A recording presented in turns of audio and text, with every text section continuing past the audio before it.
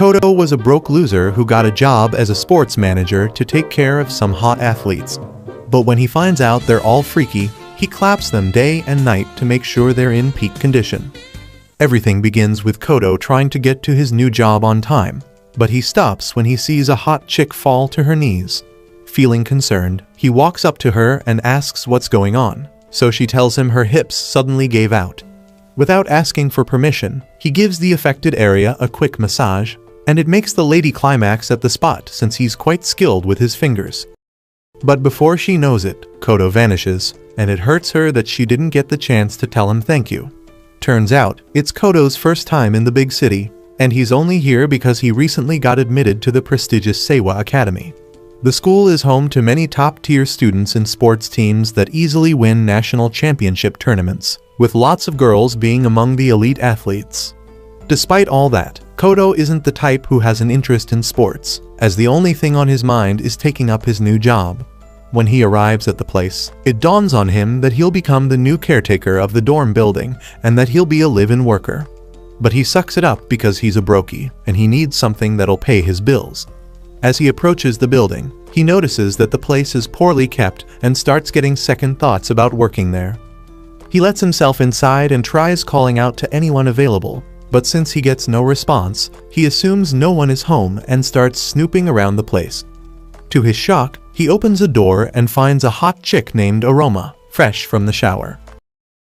Before he can explain himself, Aroma slaps him in the face and kicks him out, thinking he's the freaky type with no self-control. Scared, Kodo runs for his life and tries to make it out of the building before Aroma can chop off his sausage. But on the way, he crashes into another hottie named Miyuki and falls on her milkers. The first thing he does when he recovers is fondle them milkers. However, Aroma catches up to him, gets the wrong impression when he sees him on top of Miyuki, and sends him flying with a broom.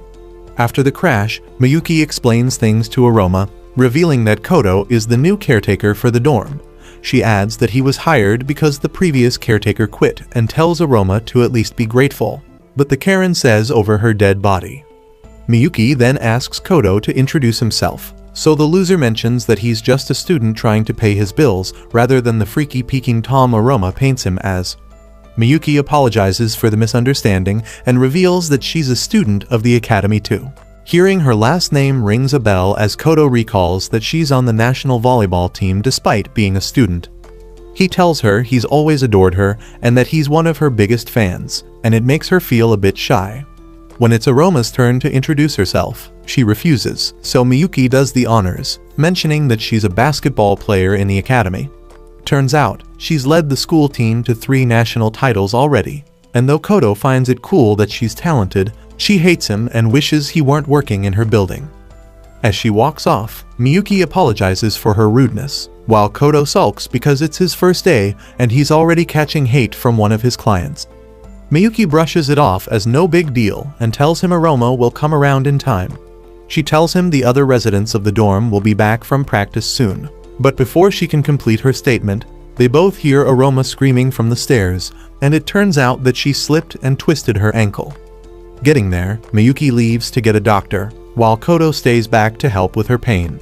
He uses his magic fingers to massage her ankle, and just like that, the pain reduces significantly. Despite that, Aroma keeps up with the rude act and slaps his hands off her leg without saying thank you. Still, Aroma insists on talking to her, because he's concerned her injury might cause her to quit playing basketball. Since his parents practice Seitai and massage therapy, he claims he knows a thing or two about the human body. By now, they're both in Aroma's room, so she stops to give everything a second thought before going along with what Kodo is offering. Before she knows it, she finds herself lying on her bed, expecting Kodo to ease her pain away. This is business! First, Kodo accesses her hips, and from the way he touches them, Aroma realizes that rain will start falling from somewhere if he keeps going like that. When she complains about it, Kodo tells her that her muscles around her hip area are stiff, and it might lead to a serious injury if left unchecked. Shocked, Aroma wonders how he knows about that just from a single touch, so she decides to rely on him a bit more because she feels he might help her stay fit. When she allows him to touch her, he begins with her legs and leans in to flex them multiple times, But for each time, Aroma notices that she's getting closer to Cloud 9. It gets worse when her legs keep pressing against her jugs because it's her sensitive spot. As the culture within her starts to rise, Kodo stretches her to her breaking point, causing rain to start falling, but not from the sky. Funny enough, Kodo doesn't notice all that she's going through because he's only fixated on making her stay fit. So when he's done, Aroma realizes that all that rain and stretching helped with her flexibility, so she thanks Kodo for everything. Deep down, she feels bad thinking she'll need to slow down on training because of her condition, but Kodo tells her he never mentioned that. He gets carried away and holds hands with her, asking her to let him take care of her body and keep her at peak performance, but Aroma slaps his hands off, thinking he wants to use the massage thing as a means to smash. Soon, his father's friend shows up, and it turns out he's the chairman of the academy. The dude introduces Kodo to all the chicks in the dorm and tells them to be good to him. Miyuki takes over and introduces the other girls to Kodo, beginning with herself, then Aroma, then Izumi from the swim team, Ayaba from the soccer team, and lastly, Chiyo from the table tennis team. After that, Kodo tries to chat with the girls, but their reactions only end up scaring him off. Seeing this, the chairman explains that the girls can be a little difficult to work with and warns Kodo to be careful. After all, the previous caretaker only lasted a single day. He then reminds Kodo about their deal regarding the scholarship, making it clear that it will be revoked if he quits his job. Finally, the chairman emphasizes that Kodo's only chance to earn a scholarship to medical school depends on him taking care of the girls and ensuring they graduate from the academy in top mental and physical condition. Hearing this leaves Kodo stunned, but with no other option, he agrees to the terms. The following day, Kodo takes time to study his job description to know what he's supposed to do. After reading everything, he realizes he can cope with his new job since he's already used to doing chores for his parents. First, he starts with cooking breakfast, and once he serves the girls their meal, Aroma gets pissed because he's joining them to eat at the same table. Miyuki tells her she invited Kodo to join them, and she did it because she wants everyone to get along with him since they're in the same academy. Regardless, Aroma says she can't stand eating with Kodo because of what happened yesterday.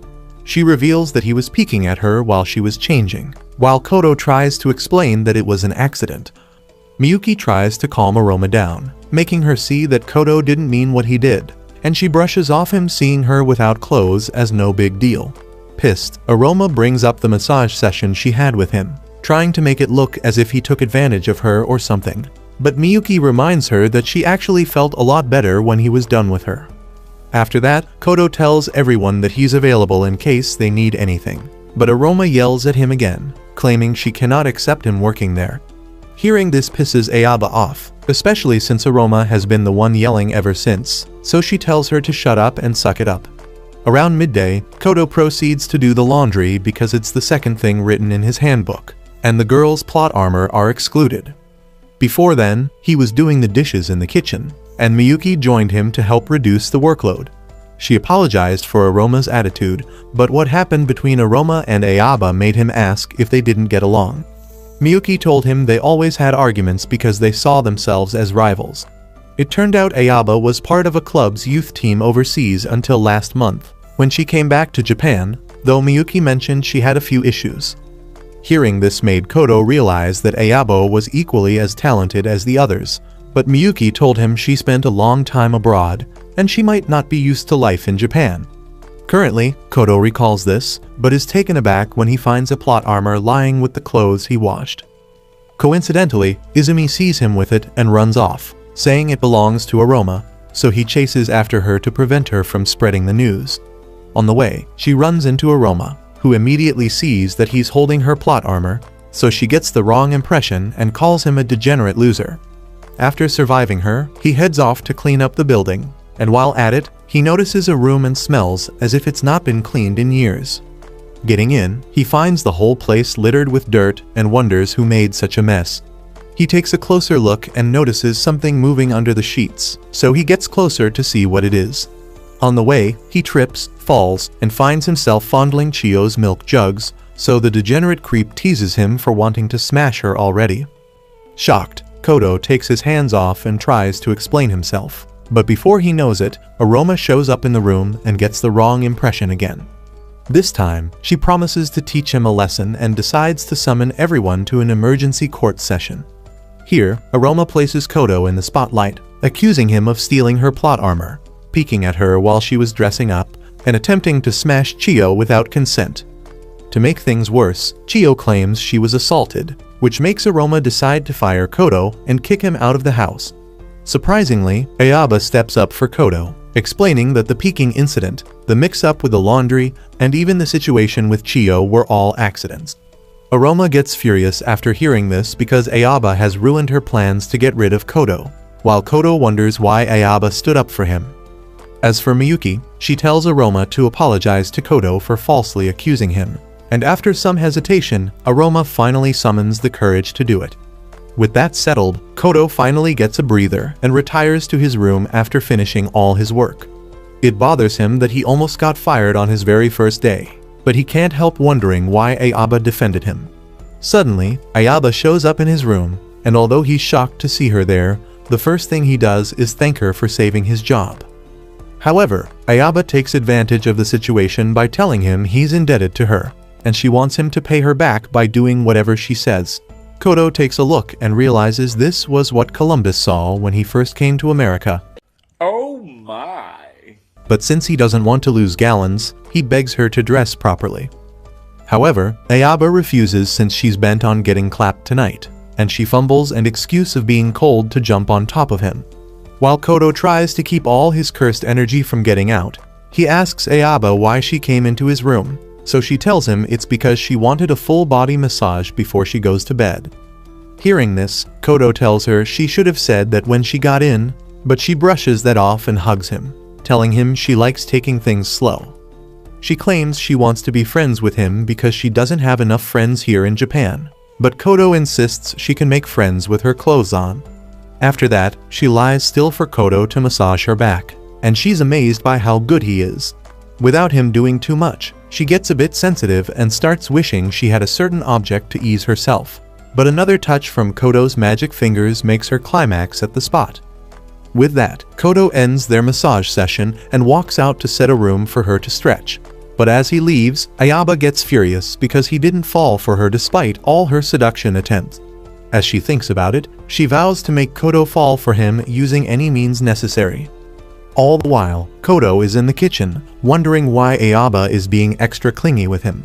He assumes it's because she came in from abroad recently and thinks it's the usual thing there.